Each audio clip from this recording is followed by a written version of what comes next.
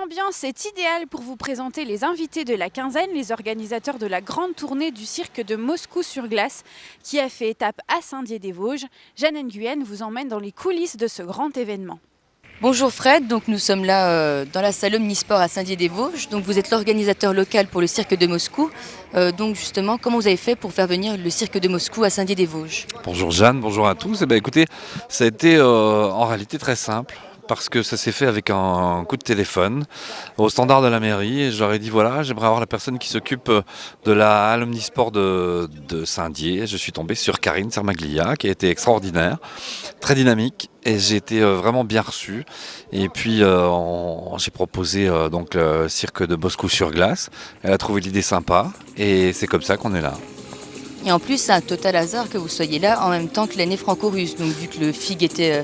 Donc cette année, le thème et le pays invité étaient autour de la Russie. Et là, on a le cirque de Moscou. Ça tombe bien? Ça tombe bien, on va dire que c'est le hasard dans la mesure où le cirque de Moscou est en tournée en France depuis une douzaine d'années au mois de novembre et décembre. Donc là, ça tombe bien que ce soit pendant l'année franco-russe. Donc c'est vrai que le hasard fait bien les choses. Et justement, au niveau de l'équipement, pour tout ce qui est sol, tout ça, avec la salle, est-ce que ça rentre dans le cahier des charges? Oui, alors c'est vrai que dans les salles de sport, c'est pas toujours évident parce que le sol est quand même relativement fragile, mais on a une patinoire qui ne présente pas grand risque puisque c'est une patinoire synthétique en téflon qui fait que justement on peut s'installer dans des villes comme celle-ci qui n'ont pas spécialement de patinoire, de vraie patinoire avec de la glace. Donc là, on peut s'installer, il n'y a pas de risque pour le sol puisque ce sont des plaques de téflon qui font 1 mètre carré, qui sont assemblées les unes aux autres. Et il n'y a donc pas de risque d'eau, d'inondation, etc., etc. Mais les artistes restent quand même sur des patins. Enfin, ils ont des patins aux pieds. Ce sont des patins à glace, tout comme sur de la glace réelle. Vous verrez aucune différence. D'ailleurs, vous savez, il y a des fois des gens qui sont assis à proximité de la patinoire et qui nous disent est-ce qu'on peut changer de place parce que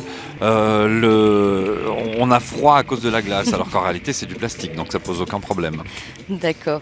Et au niveau des chutes, justement, les artistes n'ont pas peur de chuter? C'est quand même. Disons que ça fait partie du métier, hein, ça arrive quelquefois. C'est arrivé par exemple l'année dernière, il y a 2 ans, on a eu une grosse chute avec les barres parallèles, c'est ça. Donc une des artistes qui fait une pirouette sur les barres et qui a raté la barre, elle s'est retrouvée la tête sur la glace. Ce jour-là, on était dans une vraie patinoire et on a eu vraiment très peur. On a dû arrêter le numéro, pas le show, parce que le show s'arrête quasiment jamais. Donc on a arrêté le numéro et on a enchaîné tout de suite avec autre chose. Alors ça arrive évidemment, le plus rarement possible, mais c'est vrai que chaque année, il y a quand même toujours 1 ou 2 visites aux urgences. On va peut-être poser maintenant quelques questions à Marie-Laurence qui suit justement le cirque de Moscou en tournée. Donc bonjour Marie-Laurence. Bonjour. Ça fait combien de temps que vous les suivez maintenant? Ça fait maintenant 12 ans.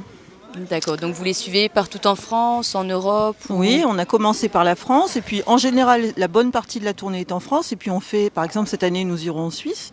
Nous sommes allés également au Maroc, nous sommes allés en Hollande, en Allemagne, en Italie.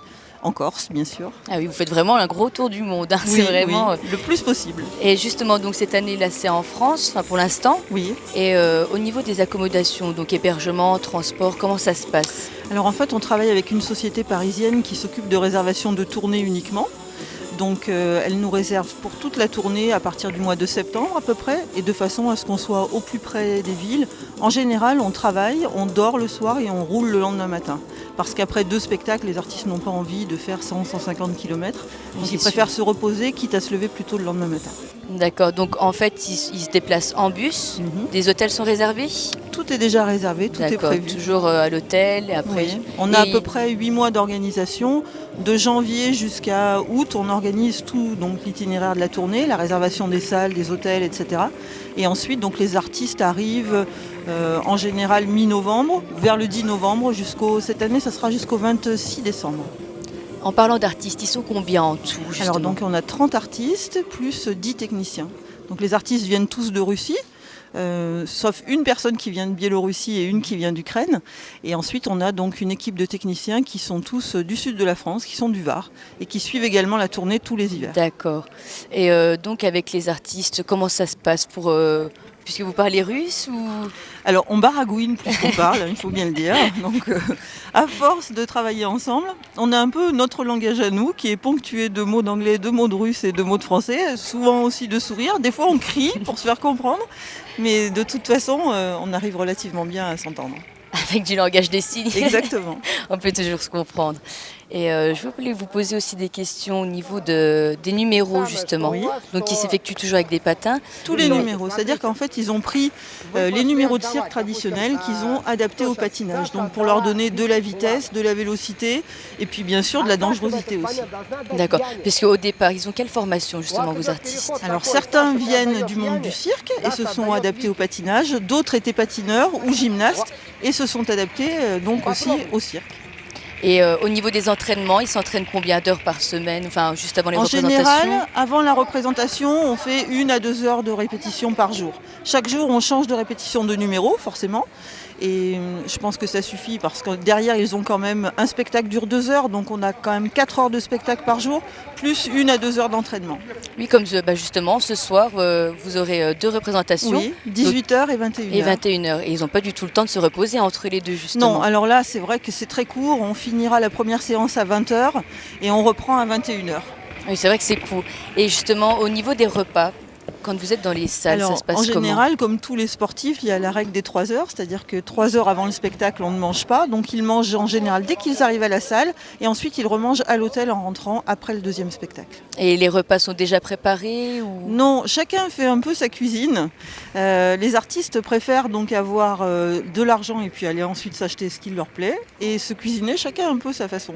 D'accord. Et au niveau de l'ambiance, ils s'entendent tous bien? Oui. Oui, vraiment. C'est un groupe qui s'entend très bien, qui travaille ensemble à longueur d'année. Bien sûr, on n'est jamais 30 tous ensemble. Il y a peut-être des petits groupes par-ci par-là, mais tout va bien. D'accord. Et c'est toujours les mêmes artistes ou parfois il y en a qui partent? Chaque année, on a un changement de 3 ou 4 personnes. C'est normal. Certaines artistes attendent un bébé, d'autres décident de changer de carrière. Mais il y a quand même un noyau dur et puis quelques artistes satellites. D'accord. Écoutez, merci bien pour toutes ces Avec bonnes plaisir. réponses. Ça fait un plaisir de vous interviewer.